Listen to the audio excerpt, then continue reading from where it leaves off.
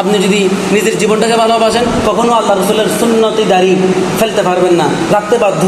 কারণ আপনি যতই আমল করেন, যতই ইবাদত করেন, কবরে যাওয়ার সময় কেউ দেখবে না, আপনার আমল কেউ দেখবে না। কিন্তু দাড়ি এমন একটা আমল, রসুল পাকের এমন একটা সুন্নতি আমল, যেটা আপনি না চাইলেও সবাই দেখে ফেলবে। এই সুন্নতি দাড়ি কবরে যাওয়ার সময় এই সুন্নতি দাড়ি সাক্ষী হিসেবে যাচ্ছে, সবাই দেখতেছে রসুল পাকের সুন্নতি দাড়ি মুখে, কি সুন্দর, বাহ, চমৎকার।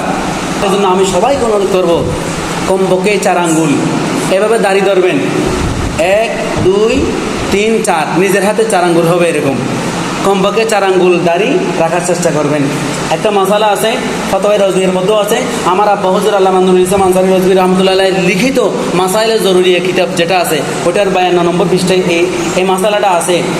দাড়ি 4 আঙ্গুল হওয়ার আগে যে সমস্ত হুজুররা দাড়ি কেটে ফেলে, মাসালা খেয়াল করবেন, যারা 4 আঙ্গুল হওয়ার আগে দাড়ি কেটে ফেলে, অর্থাৎ দাড়ি কাটার কারণে, ছাটার কারণে 4 আঙ্গুল হচ্ছে না, হয় নাই, 4 আঙ্গুল হতে দেয় নাই কেটে কেটে, তাদের পিছনে যদি আপনি ভুলে নামাজ পড়ে ফেলেন, পরে যদি জানতে পারেন যে উনি তো, এই হুজুরটা তো দাড়ি কাটার কারণে 4 আঙ্গুল হয় নাই, এটা যদি পরে জানতে পারেন, আপনি যে নামাজটা ওনার পিছনে পড়েছেন সেই নামাজটা পুনরায় পরে দিতে হবে। সুবহানাল্লাহ।